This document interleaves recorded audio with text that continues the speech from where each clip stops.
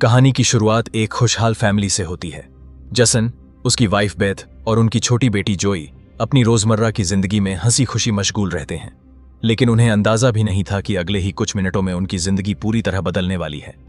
घर के अंदर जसन और बेथ आपस में बातें कर रहे होते हैं, तभी अचानक बाहर से लोगों की चीख पुकार सुनाई देने लगती है। घबराकर जब वो बाहर आते हैं तो देखते हैं कि पूरे मोहल्ले में अफरा तफरी मची हुई है। लोग अपने घर छोड़कर जल्दी जल्दी भाग रहे हैं, जैसे कोई बड़ा खतरा आने वाला हो। जसन पास वाले पड़ोसी से पूछता है, आखिर हुआ क्या है? तुम लोग क्यों घर छोड़ रहे हो? लेकिन पड़ोसी जवाब देने की हालत में नहीं था। तभी जसन की नजर उनके बेटे पर पड़ती है, जो अपना सामान समेट रहा होता है। जसन ने उससे पूछा, बेटा, तुम लोग कहां जा रहे हो? बच्चे ने कांपती आवाज में कहा, पापा के दोस्त गवर्नमेंट ऑफिसर हैं। उन्होंने बताया है कि एक जहरीला वायरस फैल चुका है जो इंसानों को मॉन्स्टर में बदल देता है।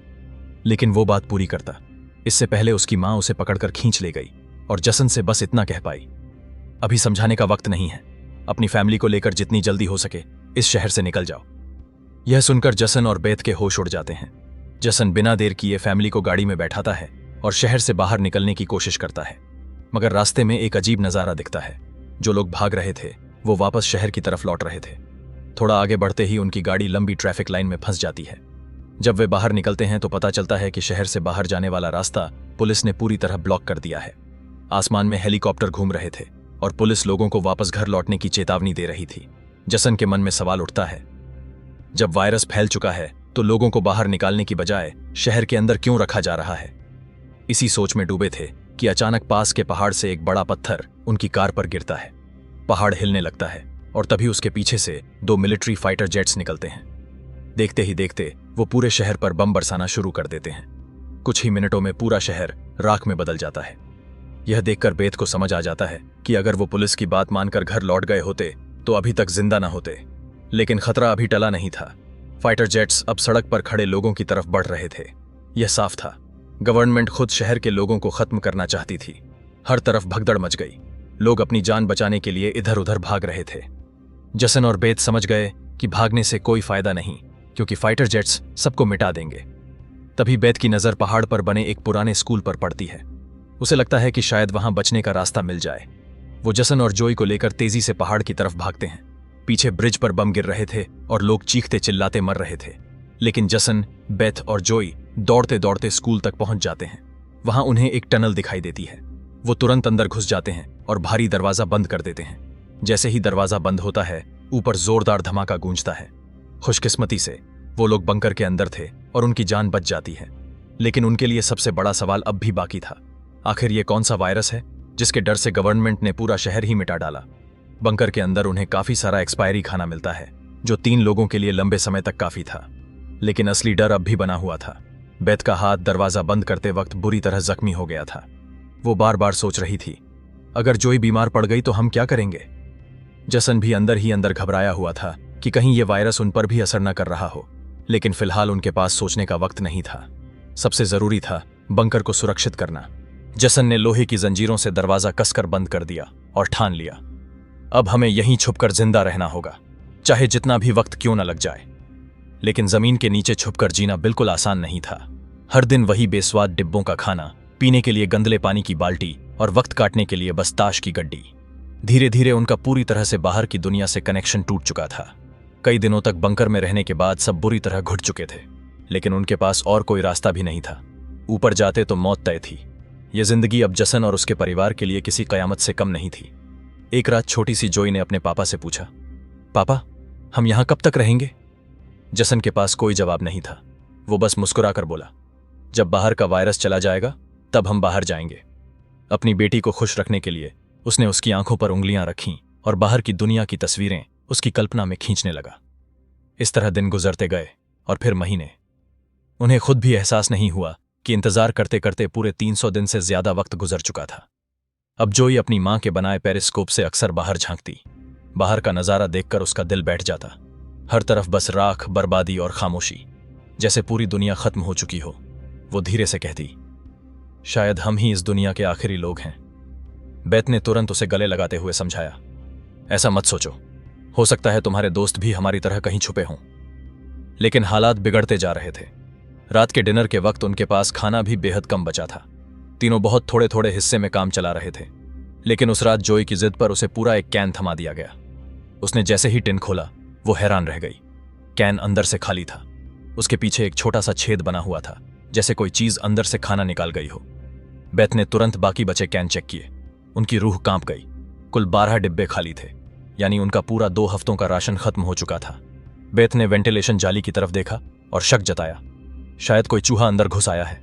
उसने सख्त आवाज में कहा, अगर यह चूहा है तो इसे मारना ही पड़ेगा, नहीं तो यह सब कुछ बर्बाद कर देगा। जोई उदास हो गई, लेकिन जसन ने उसे दिलासा दिया, परेशान मत हो, अगर खाना खत्म हुआ तो मैं ऊपर जाकर ले आऊंगा। अगले दिन जब जोई ब्लॉक्स से खेल रही थी, तभी अचानक पीछे से हल्की आवाज आई। उसने पलट कर देखा, एक चूहा फिर से डिब्बा कुतर रहा था। घबराकर उसने अपने पेरेंट्स को बुलाया। इस बार किसी भी हालत में उसे मारना था। जसन गुस्से में चाकू लेकर झपटा, लेकिन वो छोटा चूहा बेहद तेज था। जसन के वार से बचकर वो टेबल पर चढ़ गया और वहां रखी लालटेन गिरा दी। लालटेन नीचे गिरी और जलती लौ फैलने लगी। जैसे ही चूहा अपने बिल की तरफ भागा, बेथ ने अचानक झपट्टा मारा और उसे वहीं खत्म कर दिया। सब खुश हुए कि चूहा मर गया, लेकिन असली मुसीबत अब शुरू हुई। लालटेन के गिरने से आग फैलने लगी। जसन ने जलते शीशे को उठाने की कोशिश की, मगर उसका हाथ बुरी तरह जल गया। आग तेजी से टेबल और पर्दों में फैल गई। बेथ ने पर्दा फाड़कर आग दबाने की कोशिश की, जबकि जसन ने नल से आधी बाल्टी पानी लाकर आग पर फेंकी। काफी मशक्कत के बाद दोनों ने आग बुझा दी, लेकिन समस्या खत्म नहीं हुई थी। आग से उठने वाला धुआं पूरे बंकर में भर चुका था और धीरे धीरे वेंटिलेशन जाली से बाहर निकल रहा था। ये देखकर तीनों के होश उड़ गए। धुआं साफ साफ बाहर तक उनका ठिकाना दिखा सकता था। जसन ने गहरी सांस लेते हुए कहा, शायद रात का अंधेरा हमें बचा लेगा, कोई नहीं देख पाएगा। उस रात तीनों ने आंख तक नहीं झपकी। पूरी रात डर और खामोशी में गुजरी। अगली सुबह जब उन्होंने पेरिस्कोप से बाहर झांका तो उनके पैरों तले जमीन खिसक गई। बाहर हर तरफ धुएं का घना गुबार तैर रहा था। अब उन्हें यकीन हो गया कि उनका राज खुल चुका है। बेथ ने गंभीर लहजे में कहा, अगर धुआं उठा है तो राख भी गिरी होगी। कोई भी सैनिक यहां तक आकर निशान ढूंढ सकता है। हमें तुरंत राख की सफाई करनी होगी। जिसके बाद पति पत्नी ने बाहर जाकर सफाई करने का फैसला किया। जाने से पहले जसन ने अपनी बेटी जोए से कहा कि जो मुझे प्रॉमिस करो कि बाहर से चाहे तुम्हें आवाज आए या फिर कुछ भी हो जाए, बस तुम्हें बाहर नहीं निकलना है। बेटी से वादा लेने के बाद उन्होंने दरवाजे की जंजीर खोली, बाहर की आवाजों को ध्यान से सुना और जब यकीन हुआ कि बाहर कोई भी नहीं है, तब दोनों ने मिलकर बंकर का दरवाजा खोला और बाहर निकल गए। अब उनकी बेटी अकेली अंदर रह गई। वह अपने पेरेंट्स का इंतजार कर रही थी, लेकिन बहुत देर तक इंतजार करने के बाद भी जब उसके माता पिता वापस नहीं आए तो उसने स्टूल पर चढ़कर दूरबीन से बाहर के हालात देखने लगी। जल्द ही उसने देखा कि उसके माता पिता बंकर के दरवाजे को छुपाने की कोशिश कर रहे थे, लेकिन तभी जोई ने कुछ ऐसा देखा जिससे उसकी सांसें गले में अटक गईं। उसने देखा कि दूर जंगल में एक काली परछाई तेजी से उनकी तरफ बढ़ रही है। बच्ची ने जोर से चिल्लाकर पापा को पीछे देखने को कहा, लेकिन दूरी बहुत ज्यादा थी। उसके माता पिता सुन ही नहीं पाए। घबराहट में बच्ची अपने डर को भूल गई और सीढ़ी पर चढ़कर बंकर से बाहर निकल आई। बाहर आते ही उसे एहसास हुआ कि उसके माता पिता अब वहां नहीं थे। बच्ची ने बेचैनी में जोर जोर से अपने माता पिता को पुकारना शुरू किया। तभी पीछे से अचानक उसका मुंह किसी ने दबोच लिया। यह कोई और नहीं बल्कि उसकी मां थी। कुछ सेकंड्स बाद एक जंगली हिरण का झुंड तेजी से वहां से गुजरा। हालांकि वो तीनों बाल बाल बचे, लेकिन बीत का डर और ज्यादा बढ़ने लगा। इन हिरणों का इस तरह भागना जरूर किसी खतरनाक चीज से बचने की कोशिश थी। सबको खतरे का अंदाजा हुआ और वह तेजी से वापस बंकर की तरफ भागे और बंकर के अंदर घुस गए। जसन ने लकड़ी की पट्टियों से बंकर का दरवाजा बंद किया और लोहे की जंजीर से उसे कसकर बांध लिया और सबको बिल्कुल खामोश रहने का कहा। तभी उन्होंने ऊपर से कदमों की धीमी आहट सुनी। ऐसा लग रहा था कि जैसे कोई बंकर के दरवाजे की तरफ आ रहा हो। वो कई मिनटों तक लगातार बंकर के ऊपर इधर उधर घूम रहा था। यह तीनों आहिस्ता कदमों से बंकर के दरवाजे से हटकर आगे की तरफ जाने लगे और शायद अब तक ऊपर जो भी था उसे भनक नहीं लगी थी कि नीचे बंकर में कोई है। डर के मारे जोए रोने लगी। बीत उसे चुप कराती है और कहती है कि अगर आवाज बाहर तक गई तो सब खत्म हो जाएगा। वह तीनों धीरे धीरे बंकर के दरवाजे से काफी आगे बढ़ चुके थे। वह बंकर के दरवाजे से इसलिए आगे बढ़ रहे थे कि अगर कोई ऊपर से बंकर का दरवाजा खोल भी दे तो नीचे उसे हम नजर नहीं आए। लेकिन तभी जोई ने जो गुड़िया हाथ में उठाई थी उसकी रस्सी एक स्क्रू में फंस गई। वो स्क्रू धीरे धीरे ढीला होने लगा। यह देखकर जसन और बीत की सांसें अटक गईं, क्योंकि वह रस्सी गुड़िया में लगी आवाज के स्विच से जुड़ी थी। इससे पहले कि वह कुछ कर पाते, वह स्क्रू एक झटके से निकल गया और उसी पल तेजी से गुड़िया के अंदर से आवाजें आने लगी। जसन ने फौरन उस गुड़िया को चीर डाला और उसके अंदर स्पीकर को तोड़ दिया। लेकिन अब बहुत देर हो चुकी थी। ऊपर जो चीज उनका पीछा कर रही थी उससे उनकी भनक लग चुकी थी।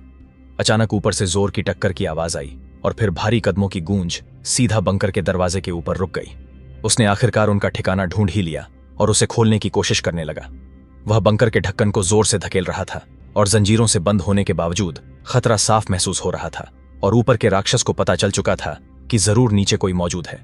हालांकि वह दरवाजा मजबूत जंजीरों से बंद था, लेकिन उस चीज की भयानक ताकत के सामने वह जंजीरें एक एक करके टूटने लगी।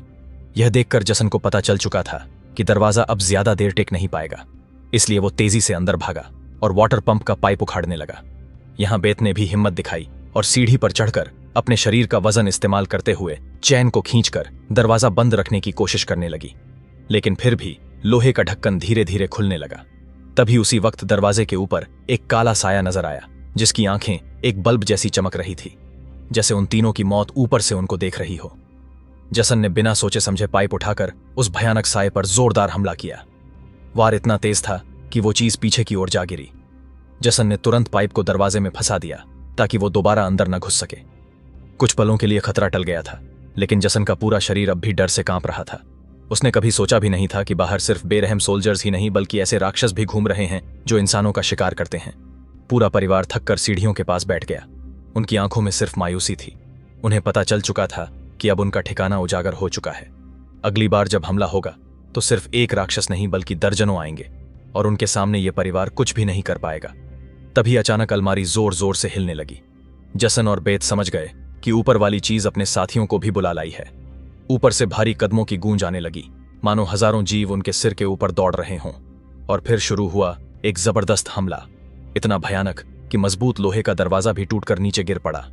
अंधेरे में चमकती हुई सैकड़ों आंखें नजर आने लगीं।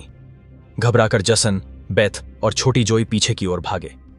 बेथ ने अपनी तेल की लैंप दीवार पर फेंक दी, जिससे वहां आग भड़क गई और उसने अलमारी को धक्का देकर राक्षसों और उनके बीच आग का पर्दा खड़ा कर दिया।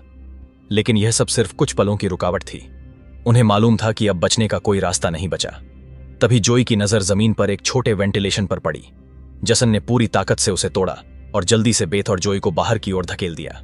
लेकिन जब खुद निकलने की कोशिश की तो वो तंग जगह में फंस गया। पीछे से राक्षस तेजी से पास आ रहे थे।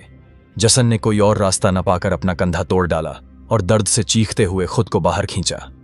बेथ पूरी ताकत से उसे खींच रही थी कि तभी एक विशाल जीव ने आकर जसन का पैर पकड़ लिया। उसने अपनी पत्नी की आंखों में देखा और बस इतना कहा, जो भी हो जाए हमारी बेटी को कुछ मत होने देना। अगले ही पल वो राक्षस उसे बंकर की गहराई में खींच ले गया। लेकिन जसन ने हार मानने के बजाय वहीं लड़ना शुरू कर दिया। उसकी दर्दनाक चीखें नीचे से गूंजने लगीं। बेथ समझ गई कि उसका पति अपनी जान देकर उन्हें भागने का मौका दे रहा है। बेथ ने जोई को सीने से लगाया और वहां से भाग पड़ी। दोनों भागते भागते हाईवे तक पहुंचे, लेकिन वहां देखकर उनकी सांसें थम गईं। हाईवे के चारों ओर अब ऊंची दीवार खड़ी थी। शहर से बाहर निकलना नामुमकिन था।